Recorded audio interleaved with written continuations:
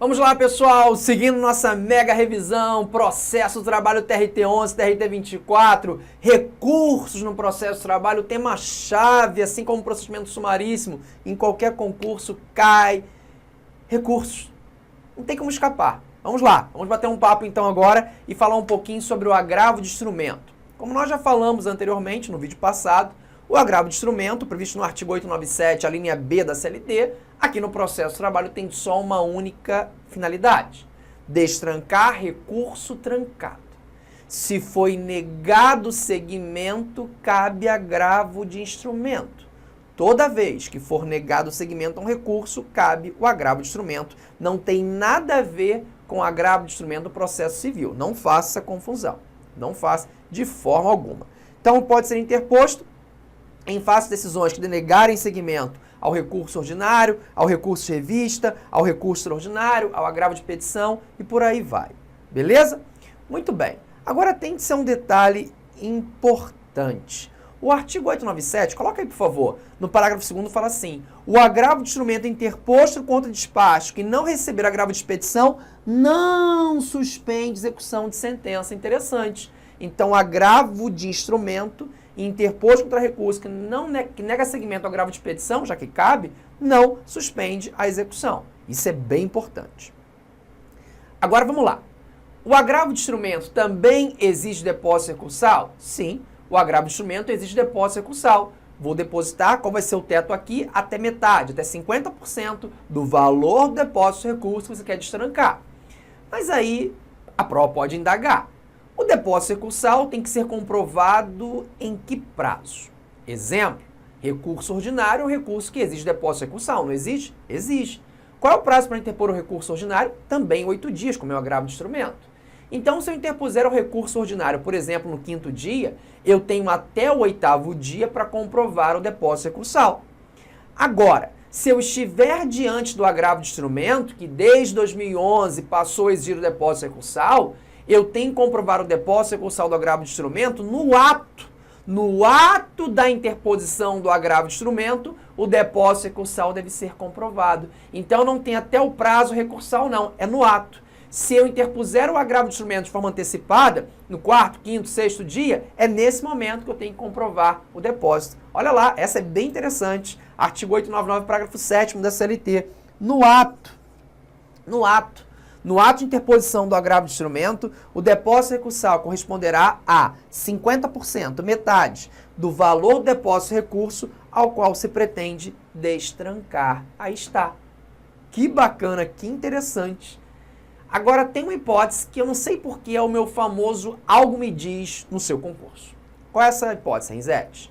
Quando o agravo de instrumento tiver a finalidade de destrancar um recurso de revista, repito, quando o agravo de instrumento tiver a finalidade de destrancar um recurso de revista que se insurge contra uma decisão contraria à jurisprudência do TST, ou seja, súmula ou OJ do TST, neste caso, não haverá a obrigatoriedade do depósito recursal do agravo de instrumento.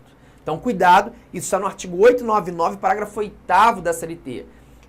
Agravo de instrumento, que vai destrancar recursos de revista que se insurge contra uma decisão do TST, consubstanciada em suas súmulas e OJs. Neste caso, não haverá a obrigatoriedade de você pensar no depósito recursal. Beleza? Muito bem. O juiz, quando recebe o agravo de instrumento, ele pode tomar algumas medidas. Então, quando o juiz recebe o agravo de instrumento, o que ele pode fazer? Ele pode se retratar. Poxa, eu errei aqui mesmo, né? A parte interpôs o recurso no 9º dia, porque o 8º dia foi um feriado. Não vi.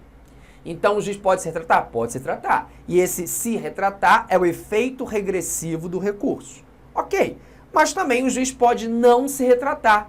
Se o juiz não se retratar, abrirá prazo para vista o prazo para a parte contrária apresentar o quê? Contraminuta ao agravo de instrumento e contra-razões ao recurso trancado. São duas situações. Contraminuta ao agravo de instrumento, são duas peças, e contra-razões ao recurso trancado. Aí sim, apresenta ou não, né? Bom, uma coisa que vocês também devem levar para a prova de vocês, eu vou colocar até na telinha, é a formação do agravo de instrumento. Se eu tiver PJE, eu não falo em formação de agravo, mas em autos físicos eu tenho que ter a formação do agravo, fazer um processinho. E essa formação do agravo exige o quê? Cópia de decisão recorrida, certidão de intimação, procurações, petição inicial, contestação e decisão originária, que é a sentença, comprovante de depósito de custos de recurso trancado e do próprio agravo de instrumento, ou seja, você vai montar mesmo um mini processinho. A ideia básica é essa aqui. Beleza? Muito bem. Chegamos então aos embargos de declaração. Os embargos de declaração é de competência do próprio juízo que proferiu a decisão embargada. Ou seja, eu aqui não tenho a regrinha do duplo juízo de admissibilidade. Os embargos de declaração serão julgados por quem? Pelo próprio juiz que proferiu aquela decisão. Eu vou lá e interponho, proponho, melhor dizendo, usar o vocabulário correto, a minha reclamação trabalhista. Eu quero férias, horas extras, 13º salário. O juiz fala tudo de férias e de 13º, mas não fala nenhuma linha na sentença de horas extras. O juiz foi omisso.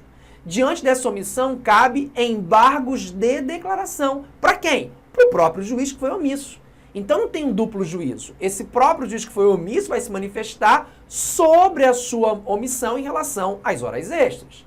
Os embargos de declaração têm um prazo diferenciado. O prazo aqui é de 5 dias. Os recursos, em geral, prazo de 8 dias. Embargos de declaração, o prazo será de 5 dias. Ok? Ok. Eu vou pensar em embargos de declaração quando houver omissão,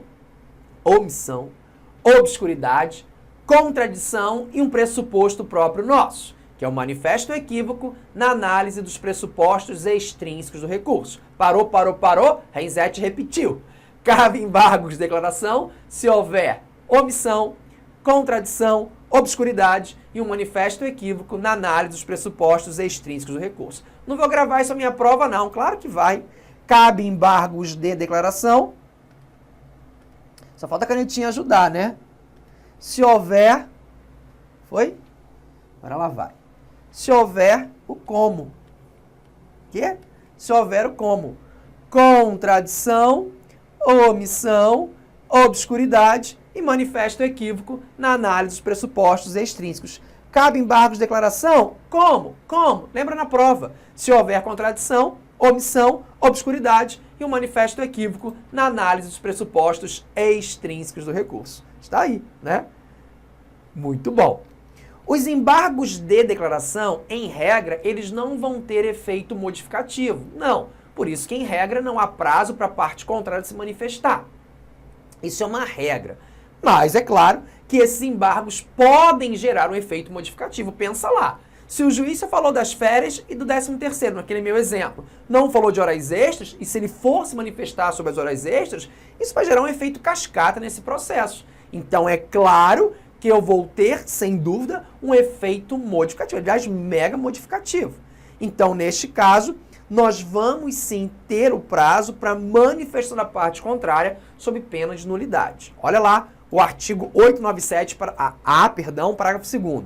Eventual efeito Opa, minha vermelhinha aqui, sempre me enganando, né? Eventual efeito modificativo dos embargos de declaração somente poderá ocorrer em virtude da correção de vício da decisão embargada, desde que ouvida a parte contrária no prazo de 5 dias. Opa! Então está exigindo aí um contraditório prévio para os embargos de declaração com efeito modificativo. Muito claro, muito clássico isso daqui. Então prestem bastante atenção em relação a isso, tá? Lembrando que opostos embargos de declaração, eles interrompem, zera. O ED interrompe, zera o prazo para interposição de outros recursos, até que seja proferida decisão dos embargos de declaração. E isso é para as duas partes. Vou repetir. Opostos embargos de declaração, o prazo para interposição de outros recursos é zerado. É zerado. até que venha a decisão dos embargos. Isso para as duas partes. Eu só não vou ter esse efeito interruptivo do prazo recursal, isso é muito interessante, quando os embargos de declaração forem intempestivos, irregular a representação ou ausência de assinatura. Vou repetir. Eu não vou ter o efeito interruptivo dos embargos de declaração diante de embargos intempestivos, ok, irregular a representação, ok, e ausência de assinatura. Neste caso, eu não vou pensar nesse efeito interruptivo, ok? Muito bem, muito bem, muito bem. Embargos de declaração não cai, despencam em prova, é verdade. Fiquem espertos em relação a isso. Beleza? Beleza, Renzetti. Bom, uma outra situação que você tem que saber é o seguinte, que os embargos de declaração, em regra, cabem de sentença ao acórdão, né? De sentença ao acórdão, via de regra, cabe os embargos de declaração. Só que hoje nós sabemos que nós temos aí a grande aparição, nas nossas provas também, do relator. O relator pode julgar de forma monocrática o recurso, depende da situação. Quando o relator julga de forma monocrática, dessa decisão monocrática do relator, cabe agravo regimental para o colegiado, beleza. Mas se eu só quero clarear aquela decisão do relator monocrática, cabe embargos de declaração? Sim, cabem sim embargos de declaração. O que eu não posso fazer é querer com os embargos de declaração gerar um efeito modificativo da decisão monocrática do relator. Gerar efeito modificativo da decisão monocrática do relator é só para o agravo regimental.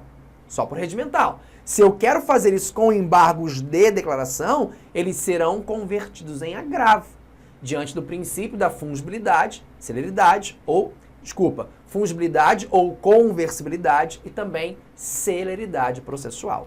Dá uma lidinha sem compromisso, é bom, na súmula 421 do TST, que ela pode aí aparecer na sua prova. Beleza? O agravo de petição é o recurso da execução. Lá no processo civil, utilizamos a apelação tanto na fase de conhecimento quanto na fase da execução, o que não acontece aqui.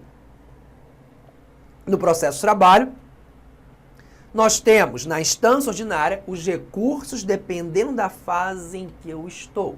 Da sentença do juiz cabe recurso ordinário. Na fase de conhecimento da sentença cabe RO. Se eu estou na fase da execução, agravo de petição. Aí vai a dica. Da sentença do juiz na execução, agravo de petição. Sentença do juiz na execução proposital. Agravo de petição. Execução, petição. Execução, petição. Se errar, não me conta, porque não pode errar essa. Também no prazo, é claro, de 8 dias. O que pode ser perguntado na sua prova sobre o agravo de petição? Aí é que sempre aparece. O agravo de petição, ele tem um pressuposto. É a delimitação de matérias e valores impugnados. Então, o agravo de petição, ele exige a delimitação de matérias e valores impugnados. Ou seja, eu não posso ter um agravo de petição genérico. Eu, recorrente, tenho que delimitar matérias e valores impugnados no agravo de petição. Isso é muito, muito, muito interessante. Dá uma lida na súmula 416 também, que fala exatamente sobre isso. E aí, é claro, se eu tenho que delimitar matérias e valores, o que não estiver delimitado no agravo de petição pode tranquilamente seguir para a execução. Inclusive, execução definitiva, sem nenhum problema. Beleza? Muito bem. Vencemos os recursos. Vamos falar um pouquinho agora sobre liquidação de sentença. Preste atenção aqui. Eu vou pensar em liquidação de sentença, coloque aí no seu caderninho, no seu bloco de notas, na seguinte situação. Eu tenho uma sentença condenatória. A sentença condenatória não é cumprida voluntariamente. Se a sentença não é cumprida voluntariamente, entra em cena a fase da execução. Terá o Estado juiz que forçar ao executado agora, antes reclamado, agora executado, a pagar a dívida. Toda execução pressupõe um título líquido certo e exigível. Toda execução pressupõe um título líquido, certo e exigível. A liquidação de sentença é uma fase preparatória, é uma fase preliminar à execução.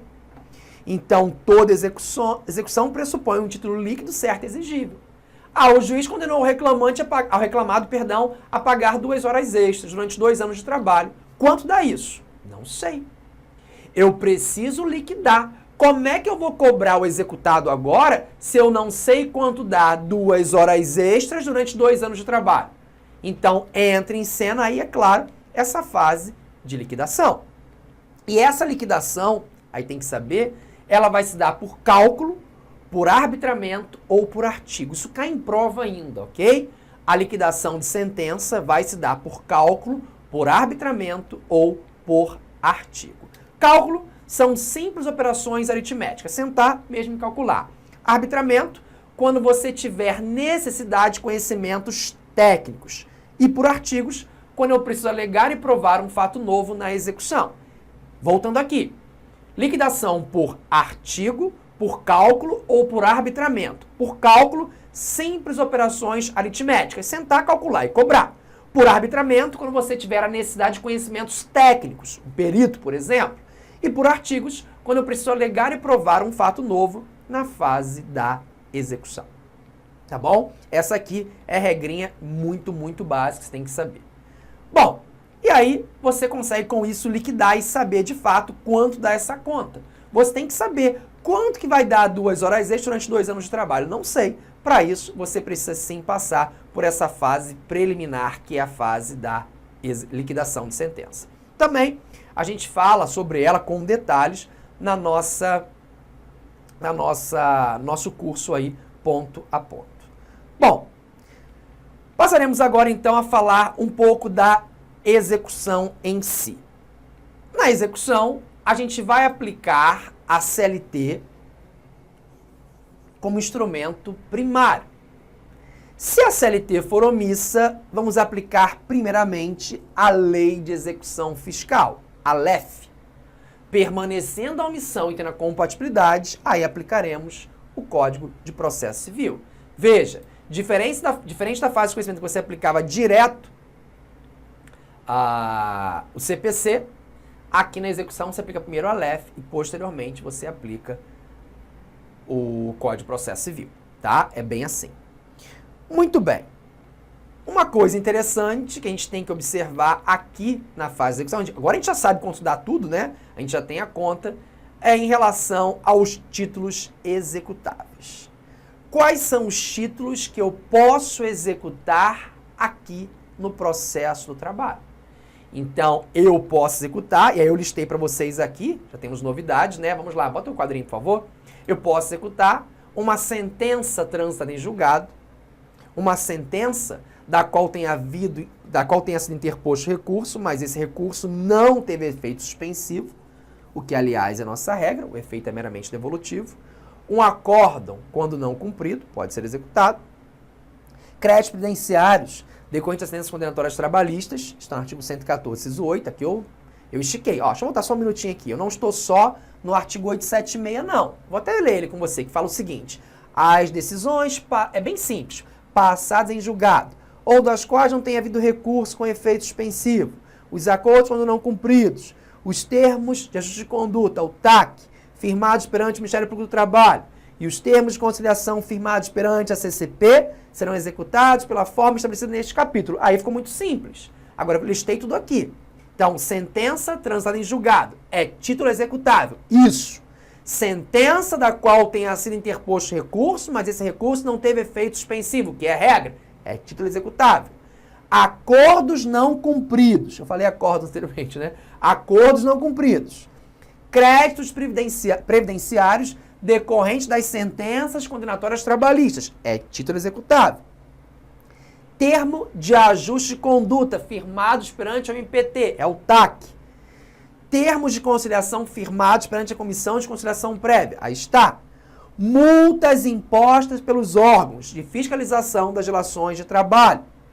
Cheques, novidade, né? E nota promissória emitidos em reconhecimento de dívidas trabalhistas. Aí está. Com isso, nós temos os títulos executáveis. E aí você tem que saber o que é título executivo judicial e o que é título executivo extrajudicial. Aí toma nota aqui. Vou marcar com a bolinha todos os títulos judiciais. Títulos executivos judiciais.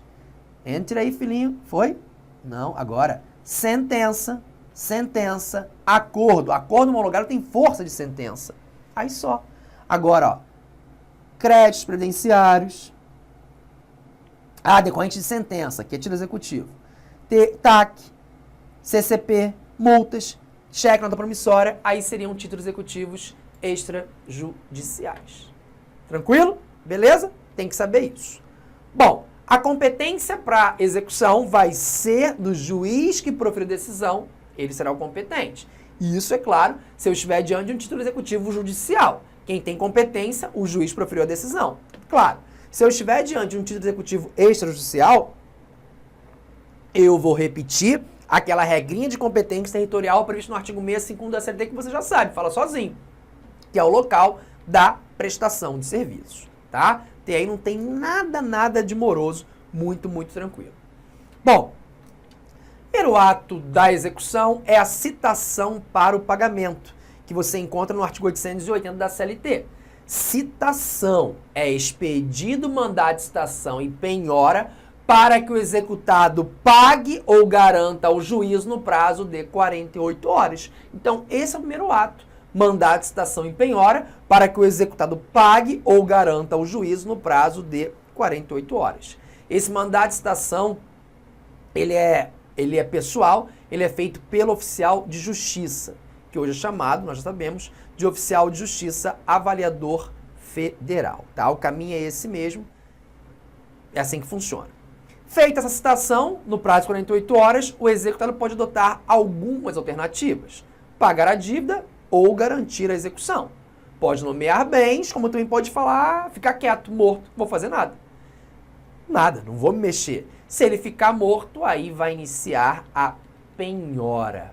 Aí é feita a penhora de tantos bens quantos bastem para a garantia do juízo. Basicamente é isso. Entra a constrição dos bens. Não fez nada, ficou quieto, aí será feita, então, a penhora de tantos bens quantos bastem para a garantia do juízo. Beleza?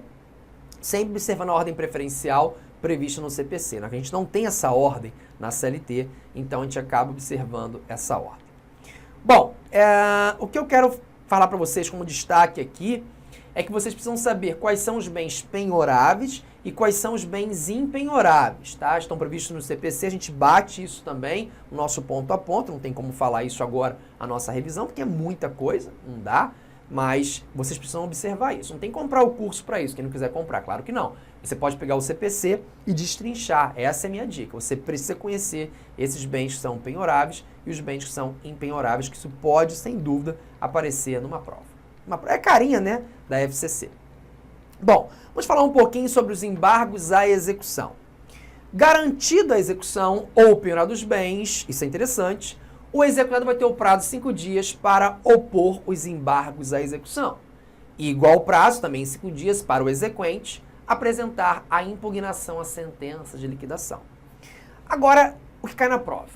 A matéria tratada nos embargos do artigo 884 da CLT, ela é ampla ou ela é restrita? Ela é ampla ou ela é restrita? Pergunta o examinador. Ela é restrita. Você pode, nos embargos à execução, falar sobre o cumprimento de decisão ou cumprimento de acordo, quitação ou prescrição da dívida. Então, a matéria tratada nos embargos ela é restrita. Restrita a quê? Ao cumprimento da decisão ou do acordo, quitação ou prescrição da dívida. Bem tranquilo em relação a isso, tá? Posso ter uma fase de instrução nos embargos de execução? Posso, sem problema nenhum. O juiz pode analisar e, querendo, pode permitir a instrução nos embargos também, nesse prazo aí de 5 dias. Sem nenhum problema. Agora, cuidado aqui, hein? Tanto os embargos de execução quanto a impugnação serão julgados na mesma sentença. Na mesma sentença.